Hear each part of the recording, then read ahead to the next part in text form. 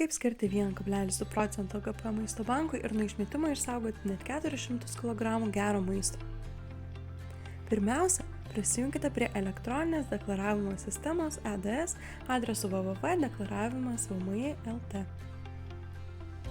Pasirinkite jums patogų prisijungimo būdą ir prisijunkite prie VMI elektroninių paslaugų. Prisijungę prie sistemos, skiltyje deklaravimas pasirinkite pildyti formą ir prašymą skirti paramą rasite tarp dažniausiai pildomų formų. Formos pildymo lange spauskite gaublio ikonėlę. Norėdami pradėti pildymą, spauskite pradėti. Atsidariusiame gavėjo paieškos lange įrašykite Maisto bankas ir pasirinkite labdaros ir paramos fondą Maisto bankas. Pasirinkę labdaros ir paramos fondą Maisto bankas, spauskite tęsti. Įvedę norimą skirti GPM procento dalį ir pasirinkę iki kada norite skirti paramą, spauskite išsaugoti.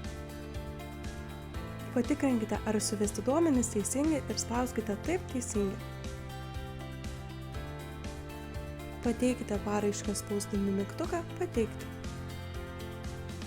Štai ir viskas. Jūsų parama padėjo Maisto bankui išgelbėti 400 kg gero maisto, kuris bus perduotas stokojantiems žmonėms. Ačiū Jums!